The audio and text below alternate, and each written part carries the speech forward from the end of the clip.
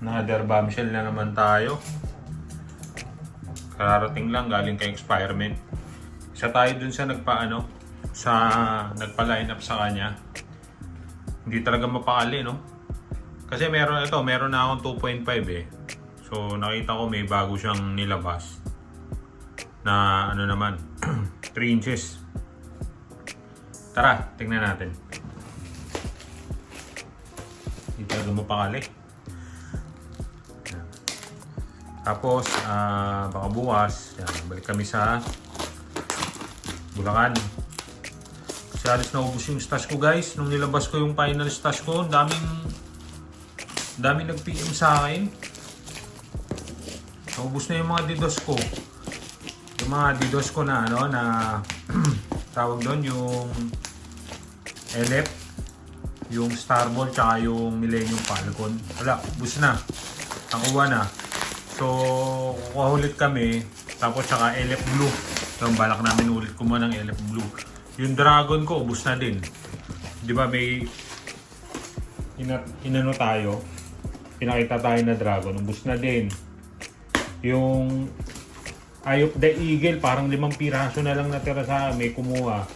Tapos may isang subscriber rin tayo kumuha nung tawag dito, yung Cerberus. So magpo-produce na lang ulit tayo. Naubos natin siguro mga nasa 150 pieces na Cerberus na Yakult Wheaties. Box natin. Tingnan natin yung gawa ng Experiment.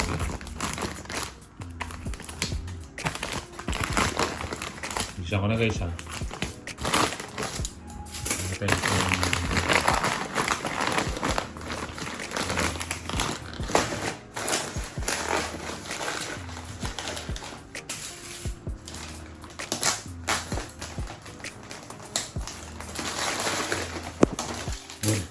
wow! Maganda yung gawa niya ngayon compare doon sa nakaraan. Yan. Okay. TI Salute 3 inches. Experiment. Ito yung umuhuni. Diba? Yung pag take off niya, umuhuni muna siya bago siya sumabog. Kasi nung nakaraan, ito yung 2.5 niya. Yan. Kulit nung niya nung lifter niya nung ilagay ng lifter niya. Parang yung baso na ginagamit doon sa lamay. Ngayon gumanda na eh. Ganda na ngayon Pero solid to kahit itong 2.5 na to. Napaka-solid nito, nasubukan ko na. Nagawa ko na ng shirt to, guys eh. Napakaganda. Kaya kumuha ulit ako ng 3 inches. Okay, siguro one of these days bago magpasko or dun sa Christmas na lang siguro. Kasi busy na rin kami sa trabaho ngayon. Tapos, yung pagpunta pa sa Bukawi, kasi naubos yung stash ko, guys eh. Ang natira na lang sa akin dito, ito. Yan. Yan na lang. Yung, tawag dito. Yan. Yan na lang. Yan. Yung ibang stash ko ng GLK, Tiger, wala. Naubos na. Pati mga kuitis ko, naubos na rin. So, yung Alakino ko, parang nung nakaraan, 100 pieces yun. Parang nasa 30 pieces na lang ngayon eh. Ayun. So, siguro magre-reveal na naman tayo ng panibagong stash nito bago dumating yung December. Hindi ko alam Pero ang plano kong kunin ngayon, yung mga Dragon na professional na. Pero unahin ko muna yung mga nawala sa akin, yung mga small caliber tsaka medium. Yun. Shoutout kay Experiment. Ang ganda ng gawa ngayon, Solid.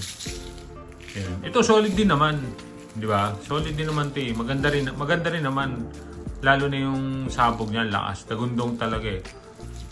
Yun. Medyo lang ako dito sa yung lagay ng lagayan ng lifter. Yan.